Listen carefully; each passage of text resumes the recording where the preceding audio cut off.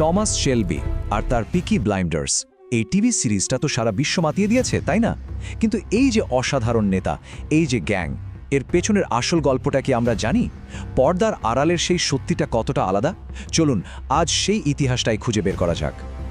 শুরুতেই একটা বড় ধাক্কা দেওয়া যাক। টমাস শেলবি নামে আসলে কেউ ছিলই না। হ্যাঁ, চরিত্রটা পুরোপুরি কাল্পনিক, কিন্তু যে গ্যাংটার কথা বলা হয়, মানে পিকি ব্লাইন্ডার্স, তারা কিন্তু একদম বাস্তব ছিল। আর শুধু বাস্তব না, ভয়ঙ্করভাবে বাস্তব। আজ আমরা সেই রক্তমাংসের গ্যাংটার আসল আর সত্যি বলতে আরও অনেক বেশি হিংস্র ইতিহাসটা জানব। তো এই গল্পটা বুঝতে হলে আমাদের একটু সময় পিছিয়ে যেতে হবে। চলুন সোজা চলে যাই ১৯ শতকের শেষের দিকে। জায়গাটা হলো ইংল্যান্ডের বার্মিংহাম। চারিদিকে ধোঁয়া, কলকারখানার শব্দ, কিন্তু এই শিল্পনগরীর ভেতরেই তখন জন্ম নিচ্ছিল এক অন্যরকম অন্ধকার। হতাশা আর দারিদ্র্যের অন্ধকার থেকে উঠে আসছিল এক নতুন ধরনের অপরাধী। একটু ভাবুন তো সেই সময়টার কথা। বার্মিংহাম শহরটা তখন একটা বিশাল শিল্পনগরী, কিন্তু প্রায় ২৩ বছর ধরে এক ভয়ঙ্কর অর্থনৈতিক মন্দা চলছে। মানে কারখানাগুলো সব বন্ধ, চিমনি দিয়ে ধোঁয়া বেরোচ্ছে না, আর হাজার হাজার তরুণ, তাদের সামনে কোনো কাজ নেই, কোনো ভবিষ্যৎ নেই, চারিদিকে শুধু হতাশা। আর এই যে এত হতাশা, এত রাগ, এসব থেকেই জন্ম নিল হিংস্র সব গ্যাং। মানে যখন ভালো পথে কিছুই করার নেই, তখন যুবকরা খারাপ পথটাই বেছে নিল। তাদের প্রথম নাম ছিল স্লগার। নামটা শুনলেই কিন্তু বোঝা যায় তাদের কাজ কী ছিল, তাই না? মারামারি, দাঙ্গা আর রাস্তায় নিজেদের দাপট দেখানো।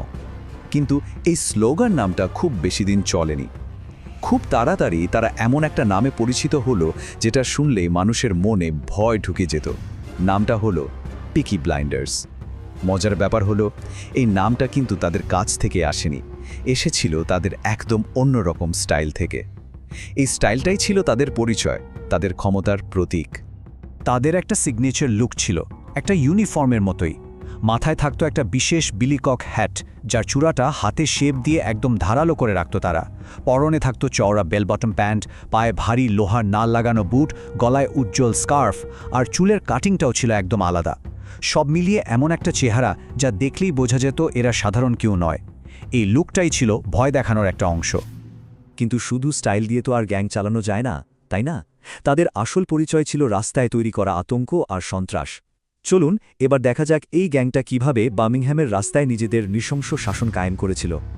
মানুষজন যে কী পরিমাণ ভয়ে ভয়ে থাকত তা তখনকার একটা খবরের কাগজ পড়লেই বোঝা যায়।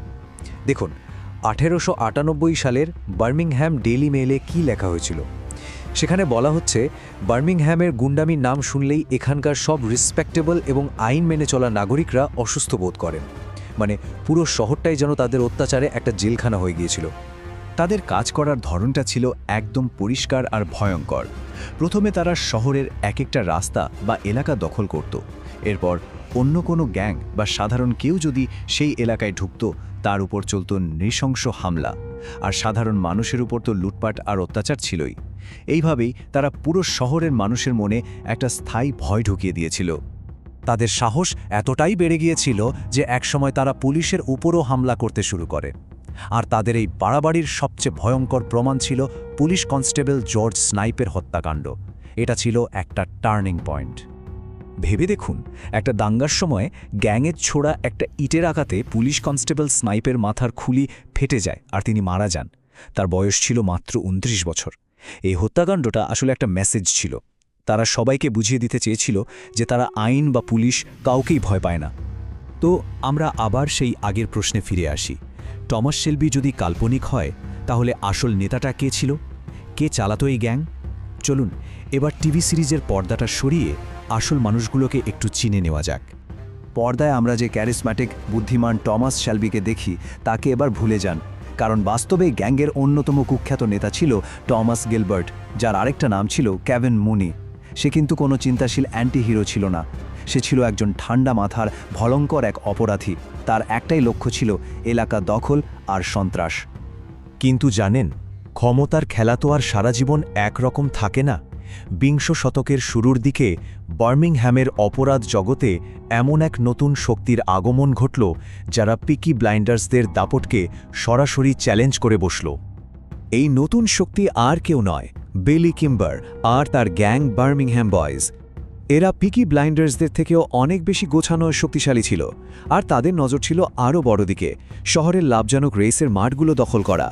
সত্যি বলতে টিভি সিরিজে যাই দেখানো হোক না কেন, এরাই ছিল পিকি ব্লাইন্ডার্সদের আসল প্রতিপক্ষ, আর লড়াইয়ে কিন্তু শেষ পর্যন্ত এরাই জিতেছিল। তো এতক্ষণে আমরা যা যা জানলাম তাতে এটা পরিষ্কার যে টিভি সিরিজের গল্প আর আসল ইতিহাসের মধ্যে বেশ বড় ফারাক আছে।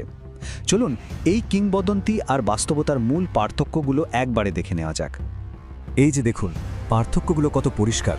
নেতা হিসেবে টমাস শেলবি নয়, ছিল টমাস গিলবার্ট। তাদের ক্ষমতা কোনো জাতীয় সাম্রাজ্য ছিল না, ছিল স্রেফ একটা স্থানীয় রাস্তার গ্যাং। আর তাদের আসল শত্রু লন্ডনের কোনো গ্যাং ছিল না, ছিল বিলি কিম্বারের বার্মিংহ্যাম বয়েজ। তাদের পতনও কোনো রাজনৈতিক কারণে হয়নি, হয়েছিল প্রতিপক্ষের কাছে হেরে গিয়ে আর পুলিশের চাপে। আর সবচেয়ে বড় কথা, এই ঘটনাগুলো মূলত ভিক্টোরিয়ান যুগের, প্রথম বিশ্বযুদ্ধের পরের নয়। তবে শুধু বিলি কিম্বারই নয়, পিকি ব্লাইন্ডার্সদের পতনের পেছনে আরও একটা বড় কারণ ছিল, আর সেটা হলো আইন। 1899 সালে শহরের পুলিশ প্রধান হয়ে আসেন চার্লস রাফটার। তিনি এই গ্যাংগুলোর বিরুদ্ধে রীতিমতো যুদ্ধ ঘোষণা করেন। তার আনা নতুন আইন আর কড়া পদক্ষেপের কারণেই পিকি ব্লাইন্ডার্সদের দাপট চিরদিনের জন্য শেষ হয়ে যায়। তাহলে সব শেষে প্রশ্নটা এটাই দাঁড়ায় যে আমরা পর্দার এই অপরাধ জগৎ দেখে এত মুগ্ধ হই কেন? পিকি ব্লাইন্ডার্সদের আসল গল্পটা আমাদের একটা খুব কঠিন সত্যি মনে করিয়ে দেয়। অপরাধ জিনিসটা হয়তো সিনেমায় দেখতে খুব আকর্ষণীয় লাগে, কিন্তু বাস্তবে এটা সবসময় নোংরা, যন্ত্রণার আর